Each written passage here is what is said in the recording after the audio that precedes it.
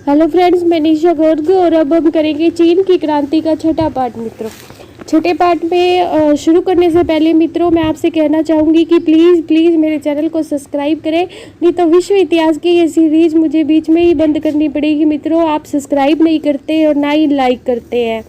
आप ऐसा नहीं करेंगे तो फिर मुझे इसका आगे बढ़ाने का मित्रों हौसला नहीं मिलेगा। अगर आपको वीडियो पसंद नहीं है, अगर आप इसमें कोई परिवर्तन चाहते हैं तो प्लीज़ कमेंट करें और मुझे बताएं, लेकिन चैनल को सब्सक्राइब ज़रूर करें अगर आपको विश्व इतिहास की आगे की सीरीज चाहिए मित्रों, क्योंकि मेरे जो सभी टॉपिक है विश्व इतिहास के वो सीरीज़ वाइज है और इस सीरीज़ को आगे बढ़ाने के लिए मुझे आपके सहयोग की ज़रूरत है और आपका सहयोग अगर आप मुझे सब्सक्राइब करेंगे तो ही मिलेगा मेरे चैनल को। धन्यवाद मित्रों।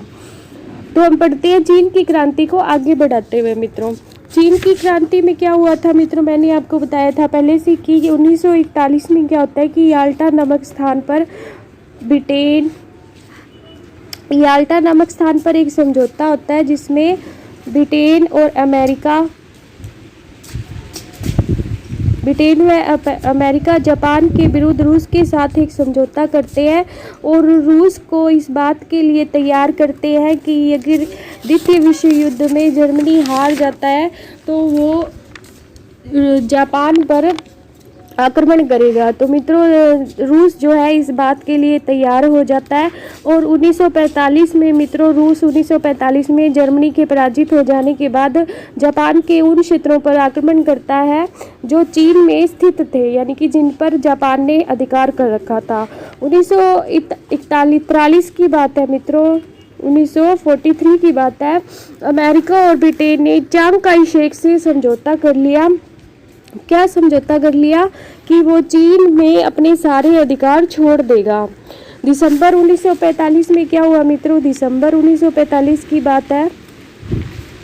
दिसंबर 1945 में अमेरिका ने मार्शल नाम का एक व्यक्ति था, उसके प्रतिनिधित्व में एक दल भेजा और उसका उद्देश्य क्या था मित्रों, चीन में जो दो दल थे, पहला दल कोमितांग दल और दूसरा था कुंगचांग दल। कुंगचांग और कोमितांग, ये दोनों ही मित्रों दो अलग अलग विचारधारा के दल थे। एक की तो साम्यवादी विचारधारा थी कुंगचांग की और दूसरी की थी कोमितांग की थी पूंजीवादी विचारधारा। इन दोनों का आपस में समझौता कराने का इसका उद्देश्य था और ये जो प्रतिनिधि दल था किसके नेतृत्व में गया, मार्शल के, और भेजा किसने मित्रों, दिसंबर 1945 में अमेरिका ने। तो साम्यवादियों ने द्वितीय विश्व युद्ध के बाद मित्रों क्या किया, चीन के जो क्षेत्र जापान के अधिकार में थे उन पर अधिकार कर लिया और 1947 में अमेरिका में एक बार फिर चीन के दोनों दलों में 1947 में क्या हुआ, अमेरिका ने फिर समझौता कराने की कोशिश की चीन के दोनों दलों के बीच में, लेकिन ये समझौता नहीं हो पाया क्योंकि माओ से तुंग जो थे पूंजीवादी विचारधारा के बिल्कुल विरोधी थे और चीन में जो इनकी लोकप्रियता थी वो दिन ब दिन बढ़ती जा रही थी। मित्रों, इनके जो दो कथन है, इन्होंने एक नारा दिया था माओ से तुंग, ये क्या थे, एक साम्यवादी नेता थे और इन्होंने एक नारा दिया था मित्रों, सत्ता बंदूक की नली से निकलती है। क्या नारा दिया था, सत्ता बंदूक की नली से निकलती है। इसके अलावा मित्रों इनका एक कथन जो बहुत प्रसिद्ध है, उन्होंने कहा था कि राजनीति, क्या कहा था मित्रों, राजनीति रक्तपात रहित युद्ध है। राजनीति रक्तपात रहित युद्ध है और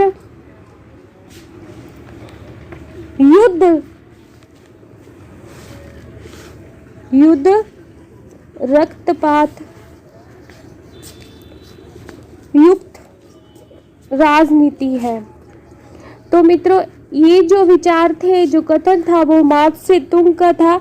माओ से तुंग जो अपनी साम्यवादी विचारधारा के बल पे चीन में लोकप्रिय हो गए और इन्होंने मित्रों 2 पुस्तकें भी लिखी जिनका नाम है मित्रों, ये मोस्ट इम्पोर्टेंट है और पूछी जाती है, प्लीज़ आप इन्हें नोट डाउन कर लें। न्यू डेमोक्रेसी, पहली पुस्तक का नाम क्या था? New democracy. और दूसरी पुस्तक का नाम था serve the people, serve the people. मित्रों इनकी जो 2 पुस्तकें थी चीन में बहुत फेमस थी और चीन में क्या पूरी तरह से इन्होंने समाजवादी विचारधारा का, साम्यवादी विचारधारा का प्रचार किया। माओ से तुंग ने चीन के अधिकांश क्षेत्रों पर अधिकार कर लिया और 1949 में मित्रों क्या हुआ कि चांग काई की सरकार थी वो केवल फार्मोसा और ताइवान के क्षेत्र पर ही सीमित रह गई। कौन से 2 क्षेत्रों पर? फार्मोसा और ताइवान, ये चीन के जो क्षेत्र थे उन पर ही सिर्फ चांग काई शेक यानी कि जो पूंजीवादी विचारधारा के थे उनकी सरकार रह गई, बस सीमित रह गई। और अक्टूबर 1949 में मित्रों क्या हुआ कि माओ से तुंग जो थे अक्टूबर 1949 में माओ से तुंग के नेतृत्व में चीन में समाजवादी गणतंत्र की स्थापना होती है। 1949 में क्या होता है मित्रों? चीन में समाजवादी गणतंत्र की स्थापना होती है माओ से तुंग के नेतृत्व में और चीन की जो सरकार है समाजवादी गणतंत्र बन जाती है। पूरी तरह चीन जो देश है वो समाजवादी गणतंत्र देश बन जाता है।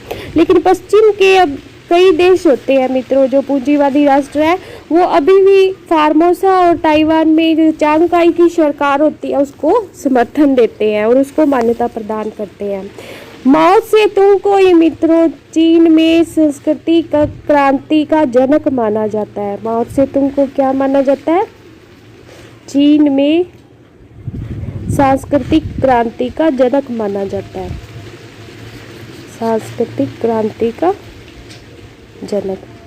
धन्यवाद मित्रों। तो आज हमारी ये इसी पाठ के साथ चीन की क्रांति पूर्ण होती है। Please like, subscribe and share this channel. मित्रों आपको विश्व इतिहास की आगे की सीरीज़ चाहिए तो प्लीज़ मेरे चैनल को सब्सक्राइब करें। अगर आप इस सीरीज़ में कोई परिवर्तन चाहते हैं तो प्लीज़ कमेंट करें। धन्यवाद।